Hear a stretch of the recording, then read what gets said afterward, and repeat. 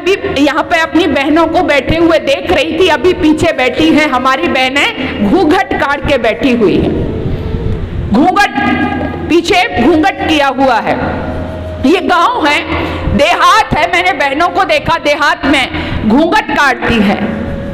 लेकिन जब आप थोड़ा आगे जाएंगे, शहरों में जाएंगे, नगरों में जाएंगे, महानगरों में जाएंगे, तो क्या है, क्या है, पर्दा तो हट गया है लेकिन पर्दा नहीं हटा। आपसे सच कहूं बहनों, मैं 10 वर्ष की थी, मुझे 26 वर्ष प्रचार प्रसार में हो गए, तब से मैंने प्रचार करना शुरू किया था।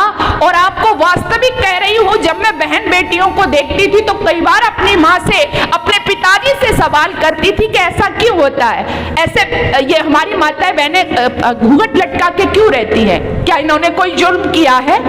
कई बार पूछती थी कि बेटियों को गर्भ में क्यों मार दिया जाता है। कहीं मैं सुन लेती थी कि अरे उसके पास 2 बेटियां पहले से हैं, तीसरी बेटी नहीं चाहिए, डॉक्टर के पास जाओ, खत्म करो।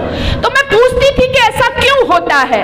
और फिर मैंने उसी पर बहुत वैचारिक क्रांति, वैचारिक काम करना शुरू किया। मुझे लगा कि नहीं, माताओं का घूंघट हटना चाहिए।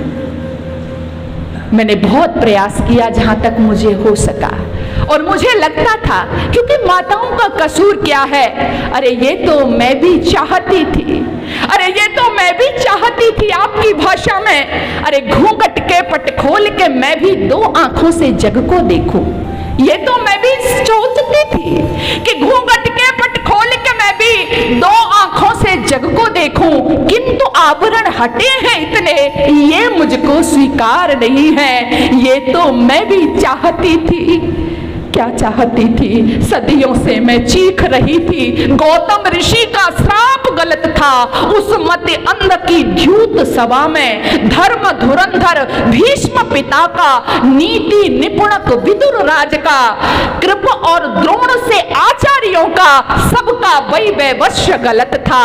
ये तो मैं भी चाहती थी, सबका वैवश्य गलत था। किंतु माताओं, किंतु बरसाती नालों सी उछरन खल, अपने लब उस राघव तजकर, स्वर्णमयी लंका को बरती, अच्छी नहीं लगती। तुम मेरी प्रतिहारी नहीं हो, तुम मेरी प्रतिमान नहीं हो, कोई और नाम तुम खोजो, तुम भारत की नारी नहीं हो। ये तो मैं भी चाहती थी, ये तो मैं भी चाहती थी कि अबला से सबला बन जाऊं। मुझे लगता था माताओं का शोषण किया जाता है और होता था, तो मैं सोचती थी कि नारी अबला नहीं है, क्या है, सबला है, सशक्त है। क्यों कहते हैं, अरे ये तो मैं भी सोचती थी कि अबला से सबला बन जाऊं, अपने पुत्र को योग्य बनाऊं, अपने पिता का मान बढ़ाऊं, माता पिता का बोझ घटाऊं, अपने पति का भी बोझा कम करूं, दुर्योधन की भुजा उखाड़ूं, दुशासन के जांग उखाड़ूं, शकुनी को पाशों से फेंकूं। ये तो मैं भी चाहती थी। इस आंगन से कली कली सी, उस आंगन में खिली खिली सी, शरद चांदनी की शीतल सी, जीवन की बगिया महकाऊं। ये तो मैं भी चाहती थी, लेकिन हुआ क्या, किंतु ये सब मेरे चाहने के, ये मैं सोचती थी कि ऐसा काश हो।